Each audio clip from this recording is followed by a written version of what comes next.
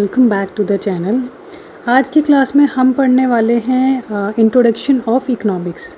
ठीक है, और ये बहुत ही इम्पॉर्टेंट सेशन रहने वाला है और जो भी स्टूडेंट्स जेके एसएसबी एग्ज़ाम की तैयारी कर रहे हैं फाइनेंस अकाउंट असिस्टेंट की, तो उनके लिए बहुत ही ज़्यादा यूज़फुल रहने वाला है। इस वीडियो में हम कवर करेंगे 20 इम्पॉर्टेंट स्टेटमेंट बेस्ड एमसीक्यूज़ जो कि एग्ज़ाम पॉइंट ऑफ व्यू से बहुत ही ज़्यादा इम्पॉर्टेंट है।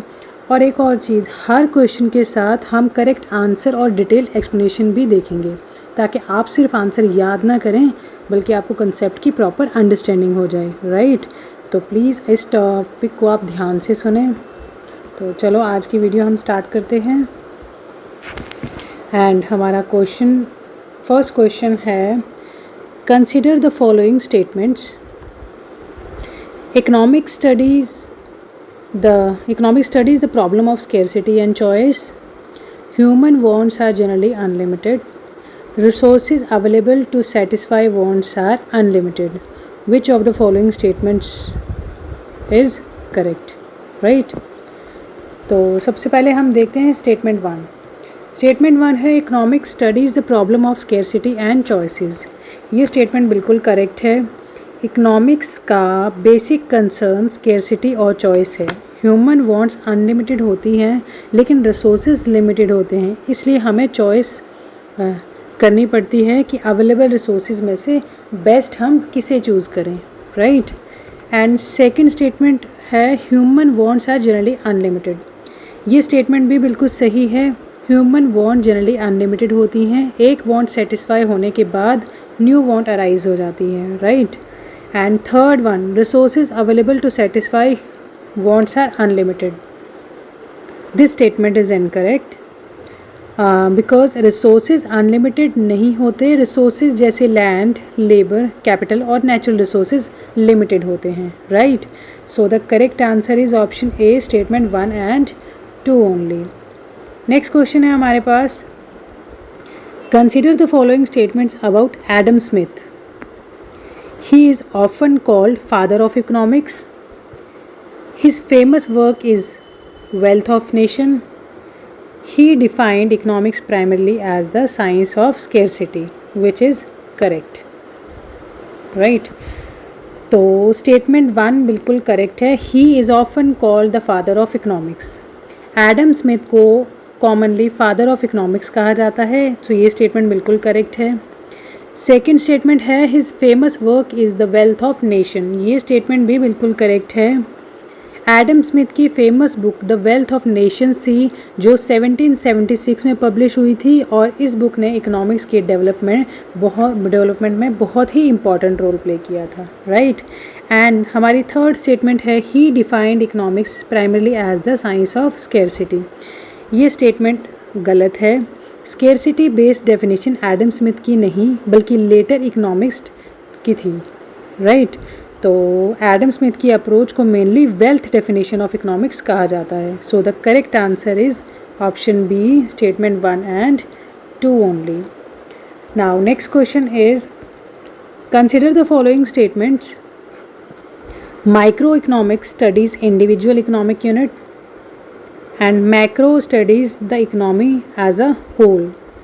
National income is generally a subject of microeconomics. ठीक है, आपको बताना है इनमें से कौन सी स्टेटमेंट सही है। So first one, micro economics studies individual economic units. ये स्टेटमेंट बिल्कुल करेक्ट है। Micro economics individual economic unit का स्टडी करती है, जैसे इंडिविजुअल कंज्यूमर, इंडिविजुअल फर्म और पर्टिकुलर प्रोडक्ट का price etcetera. Right, second statement, macro economics studies the economy has a whole. ये स्टेटमेंट भी बिल्कुल करेक्ट है। मैक्रो इकोनॉमिक्स इकोनॉमी के एक होल स्टडी करती है, इसमें national income, employment, inflation, economic growth जैसे टॉपिक आते हैं। राइट, एंड थर्ड स्टेटमेंट है हमारे पास, national income is generally a subject of micro economic. तो ये स्टेटमेंट बिल्कुल रॉन्ग है। नेशनल इनकम मैक्रो इकोनॉमिक का सब्जेक्ट है, माइक्रो इकोनॉमिक का नहीं, इसलिए स्टेटमेंट फर्स्ट एंड सेकंड दोनों करेक्ट हैं। So the correct answer is option A, statement 1 and 2 only. Our next question is, consider the following statements about scarcity. Scarcity arises because resources are limited in relation to wants. Second one is scarcity is a fundamental economic problem. Scarcity exists only in poor countries. So statement 1, scarcity arises because resources are limited in relation to wants. This statement is absolutely correct.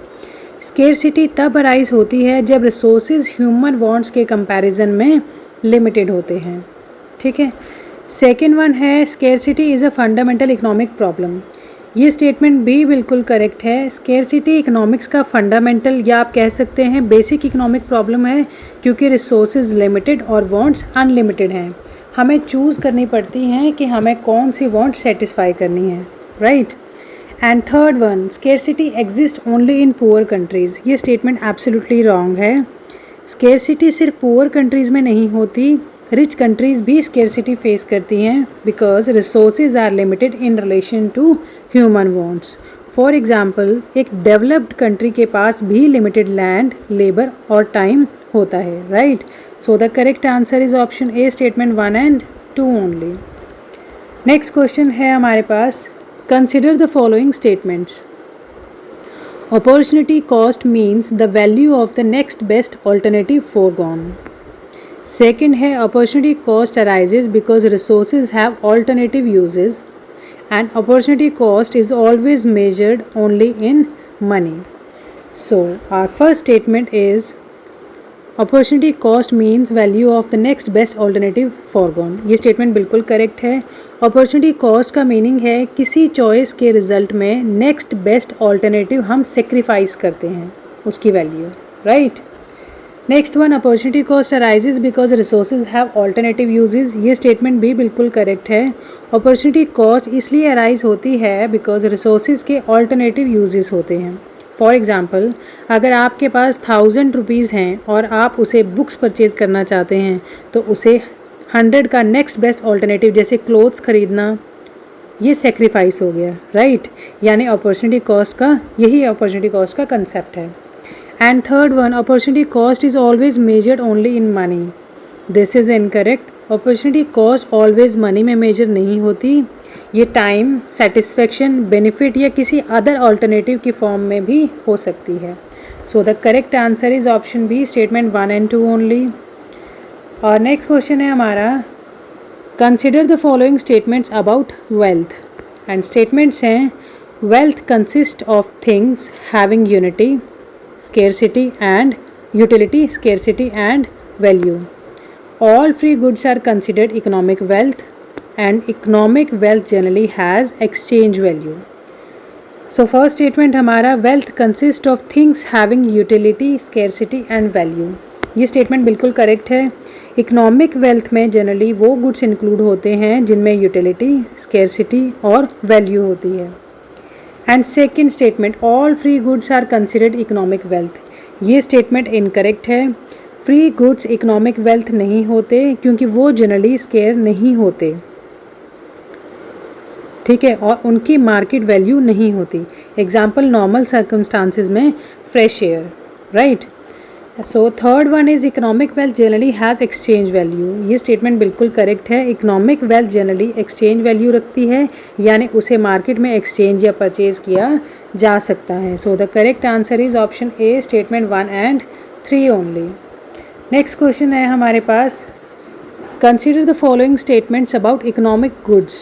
And statements हैं, they are scarce in nature to demand, they generally have a price, air under ordinary circumstances is an economic good. Right. First statement, they are scarce in nature to demand. ये statement बिल्कुल correct है. Economic goods scarce होते हैं in relation to demand. यानी उनकी availability human wants के comparison में limited होती है. And second statement, generally have a price, they generally have a price. ये भी बिल्कुल करेक्ट है. Economic good generally price command करते हैं because they are scarce and have economic value. Now third one is air under ordinary circumstances is an economic good. ये statement incorrect है.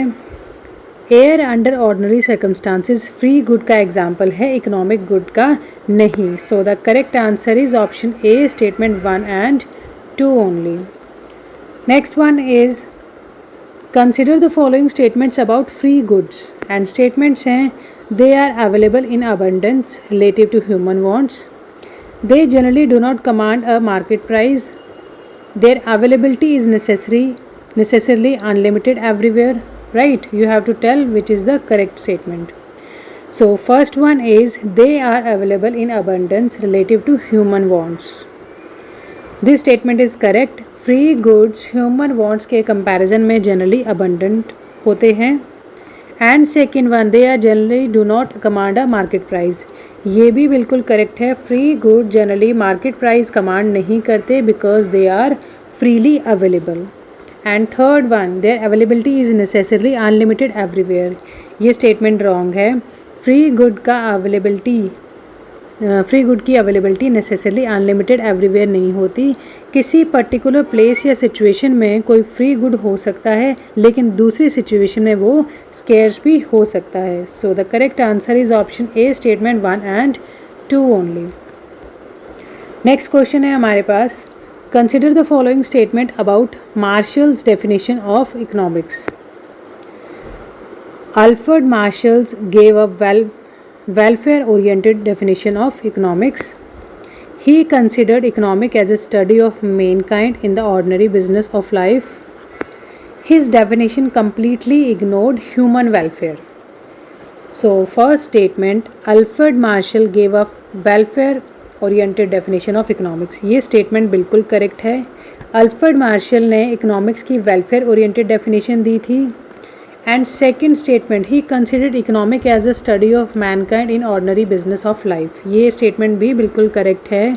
Martial के according economic studies Mankind in the ordinary business of life है. उनका focus human welfare और material requisites of wellbeing पर था, right. So third one is his definition completely ignored human wants. ये totally incorrect है because martial की definition ने human welfare को इग्नोर नहीं किया बल्कि वेलफेयर को इम्पॉर्टेंस दी थी. सो the correct answer is option A, statement 1 and 2 only. Next question है हमारे पास. Consider the following statements about Lionel Robin. So first statement is Robin's definition defined economics in terms of scarcity and choice. His definition emphasizes unlimited wants and scarce resources having alternative uses, and his definition is primarily known as the wealth definition. So first statement, Lionel Robins ने economic को scarcity का and choice के concept पर explain किया. ये बिल्कुल correct है. And second statement, his definition emphasizes unlimited wants and scarce resources having alternative uses. ये स्टेटमेंट भी बिल्कुल करेक्ट है क्योंकि रॉबिन्स की अप्रोच में अनलिमिटेड वांट्स, स्केर्स रिसोर्सेज और alternative uses very important concept था, right. And third one is his definition is primarily known as the wealth definition. ये स्टेटमेंट इनकरेक्ट है. Wealth definition mainly Adam Smith से associated है और Robin से नहीं, right. Robbins की डेफिनेशन को commonly scarcity definition of economics कहा जाता है. So the correct answer is option A, statement 1 and 2 only. Next question है हमारे पास. Consider the following statements. Production involves the creation और addition of utility. Consumption means the use of goods and services to satisfy wants. Distribution deals with the sharing income among factors of production. First statement है production involves the creation or addition of utility. This is absolutely correct. Production का meaning सिर्फ goods बनाना नहीं, production का मतलब goods और services की utility create या increase करना भी है, right? So first statement is correct. Second one, consumption means the use of goods and services to satisfy wants. This is also correct. Consumption का meaning है goods और services का use करके human wants को satisfy करना. And third one is distribution deals with sharing income among factors of production. ये statement भी बिल्कुल correct है. Distribution का मतलब production से generated income को different factors of production के बीच distribute करना है. For example, लैंड को रेंट डिस्ट्रीब्यूट करना, लेबर को वेजेस डिस्ट्रीब्यूट करना, कैपिटल को इंटरेस्ट डिस्ट्रीब्यूट करना और एंटरप्रेन्योर को प्रॉफिट। तो इसलिए तीनों स्टेटमेंट सही है और हमारा करेक्ट आंसर है option D, statement 1, 2 and 3। Next one is consider the following statement about factors of production.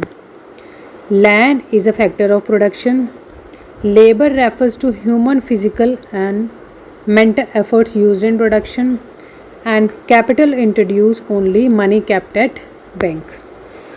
So first one, land is a factor of production. This statement is correct. Land production का एक important factor है, इसमें natural resources भी include किए जा सकते हैं। And second one, labour refers to human physical and mental efforts used in production. ये स्टेटमेंट भी बिल्कुल करेक्ट है। लेबर का मतलब प्रोडक्शन में यूज़ होने वाला ह्यूमन फिजिकल और मेंटल एफर्ट है। And third one, capital includes only money kept in bank. ये स्टेटमेंट बिल्कुल इनकरेक्ट है। कैपिटल का मीनिंग सिर्फ बैंक में रखा हुआ मनी नहीं है। इकोनॉमिक्स में कैपिटल से जनरली प्रोडक्शन में यूज़ होने वाले मैन मेड रिसोर्सेज जैसे मशीनरी, टूल्स, बिल्डिंग एक्सेट्रा भी रेफर किए जाते हैं। So the correct answer is option A, statement 1 and 2 only. Next question is consider the following statements and statements are rent is generally regarded as the reward for land, wages are rewarded for labors, and interest is rewarded for capital, and profit is rewarded for entrepreneurship. Okay, so first one बिल्कुल correct है। Land is the reward for rent is the reward for land. Second one is also correct, wages are rewards for labours, and third one interest is the reward for capital, and fourth one profit is the reward for entrepreneurship. तो ये factors of production के rewards हैं। So the correct answer is option D, statement 1, 2, 3 and 4 all are correct. Next one is consider the following statements about utility. Utility means the want satisfying power of a commodity. Utility and usefulness always means exactly the same thing. Utility is related to satisfaction of human wants. So first one, utility means the want satisfying power of a commodity. This is correct. Utility का meaning है किसी commodity या service की wants की satisfying power कितनी है। Okay. Second one, utility and usefulness always means exactly the same thing. ये incorrect है। यूटिलिटी और यूज़फुलनेस एग्जैक्टली सेम नहीं होते। इकोनॉमिक में यूटिलिटी का रिलेशन किसी गुड्स की ह्यूमन वांट्स को सेटिस्फाई करने की कैपेसिटी से है, और कोई कमोडिटी यूज़फुल ना लगने के बावजूद किसी पर्सन की वांट सेटिस्फाई कर सकती है। राइट, इसलिए स्टेटमेंट इनकरेक्ट है। And third one, utility is related to the satisfaction of human wants. ये स्टेटमेंट भी बिल्कुल करेक्ट है, because utility directly satisfaction of human want से रिलेटेड है। So the correct answer is option A, statement 1 and 3 only. Next one is consider the following statements about positive and normative economics. Positive economics deals with facts and cause and effect relationship. Normative economics involves value judgment, and third one, inflation has increased is generally a normative statement. So first one, positive economics deals with fact and cause and effect relationship. This statement is correct. Positive economics fact, actual situation और cause and effect relationship को study करती है। And second one, normative economics involves value judgment. ये statement भी बिल्कुल correct है। Normative economics में value judgment और ओपिनियंस इन्वॉल्व होते हैं। इसमें statement often what ought to be या व्हाट शुड बी को एक्सप्रेस करते हैं। Right, so third one, inflation has increased is generally a normative statement. ये स्टेटमेंट बिल्कुल इनकरेक्ट है। इन्फ्लेशन हैज़ इंक्रीज्ड एक फैक्चुअल स्टेटमेंट है, इसलिए जनरली ये पॉजिटिव इकोनॉमिक का एग्जाम्पल है, नॉर्मेटिव स्टेटमेंट का नहीं। अगर स्टेटमेंट हो गवर्नमेंट शुड रिड्यूस इन्फ्लेशन, तो ये नॉर्मेटिव स्टेटमेंट है। Right, so the correct answer is option A, statement 1 and 2 only. Next question है हमारे पास, consider the following statement about central economic problems. What to produce, how to produce, and for whom to produce. These problems arise mainly because Human wants are limited. Resources are scarce and have alternative uses. Production is always profitable. Money supplied is unlimited. Right? आपको बताना है consider the following statement about central economic problem. जैसे हमारी central economic problems हैं, हमें क्या बनाना चाहिए, कैसे बनाना चाहिए, कैसे प्रोड्यूस करना चाहिए, किसके लिए प्रोड्यूस करना चाहिए. तो these are the problems arise mainly because of. आपको बताना है कि इनमें से कौन सी स्टेटमेंट सही है. क्या ह्यूमन वांट्स आर लिमिटेड, या resources are scarce and alternative uses, production is always profitable, money supply is unlimited. Right, आपको बताना है इनमें से कौन सी स्टेटमेंट सही है. तो फर्स्ट स्टेटमेंट, इस क्वेश्चन में 3 सेंट्रल इकोनॉमिक प्रॉब्लम दिए गए हैं. व्हाट टू प्रोड्यूस, कौन से गुड्स और सर्विसेज प्रोड्यूस किए जाएं. हाउ टू प्रोड्यूस, प्रोडक्शन किस टेक्निक से किया जाए. And for whom to produce goods और सर्विसेज किन लोगों के लिए होंगी. ये प्रॉब्लम्स इसलिए अराइज होती हैं बिकॉज रिसोर्सेज स्केर्स होते हैं और उनके ऑल्टरनेटिव यूज़ होते हैं. एग्जाम्पल, अगर लैंड लिमिटेड है तो उस लैंड पर एग्रीकल्चर करें या फैक्ट्री इस्टेब्लिश करें. ये एक चॉइस का प्रॉब्लम है. So the correct answer is option B, resources are scarce and have alternative use. Right, this is the correct option. Next question is, consider the following statements. A production possibility curve shows alternative production possibilities. It reflects the problems of choice under given resources and technology. A point inside the PPC generally indicates efficient utilization of resources, which is correct. ठीक है. First statement, a production possibility curves shows alternative production possibilities.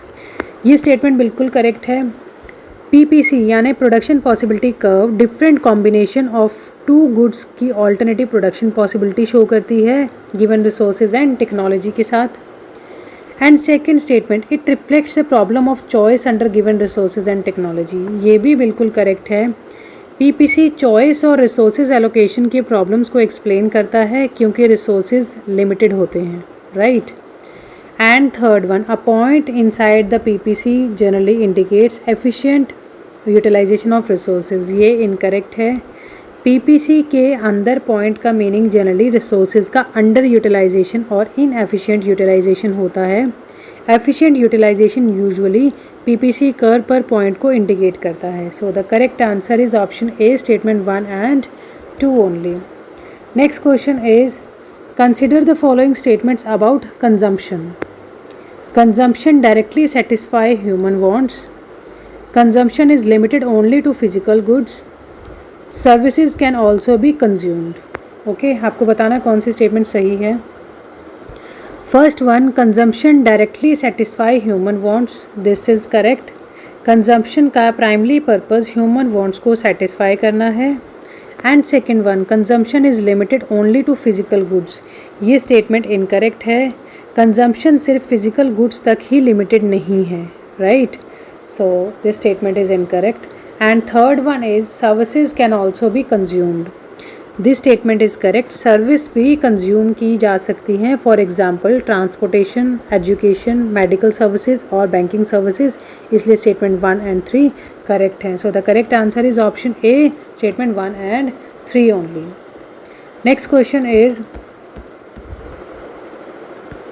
Consider the following statements about economic activities. Production is an economic activity. Consumption is an economic activity. Exchange is an economic activity, which is correct. First one, production is an economic activity. ये statement correct है. Production एक economic activity है because resources का use करके goods और services produce किए जाते हैं. Second one, consumption is an economic activity. This is also correct. Consumption भी economic activity है because goods and services को human want satisfy करने के लिए use किया जाता है. And third one, exchange is an economic activity. ये statement भी बिल्कुल correct है. Exchange भी economic activity है जहाँ goods and services या resources का exchange होता है. Right? So the correct answer is option D, statement 1, 2 and 3. Next one is, consider the following statements. Economics is concerned with the allocation of scarce resources. Choice is unavoidable when resources have alternative uses. Unlimited resources would eliminate the basic problem of scarcity. आपको बताना है इनमें से कौन से statement सही हैं. तो first one, economic is concern with the allocation of scarce resources. This statement is correct. Economics का मेजर कंसर्न स्केयर्स रिसोर्सेज को एफिशिएंटली एलोकेट करना है ताकि मैक्सिमम पॉसिबल वांट सेटिस्फाई की जा सके. And third one, choice is unavoidable where resources have alternative uses. ये statement भी बिल्कुल करेक्ट है. जब रिसोर्सेज के ऑल्टरनेटिव यूज़ हों तो ह्यूमन चॉइस करनी पड़ती है. Okay. And third one, unlimited resources would eliminate the basic problem of scarcity. ये स्टेटमेंट भी बिल्कुल सही है. अगर रिसोर्सेज कम्प्लीटली अनलिमिटेड होते और वांट्स को सेटिस्फाई करने के लिए सफिशेंट होते तो स्केर्सिटी का बेसिक इकोनॉमिक प्रॉब्लम एग्जिस्ट ही नहीं करता. इसलिए तीनों स्टेटमेंट सही हैं. So the correct answer is option D, statement 1, 2 and 3. Right. तो आज की वीडियो यहीं ख़त्म करते हैं और इम्पॉर्टेंट MCQs के साथ मिलते हैं न्यू वीडियो में. Thank you so much.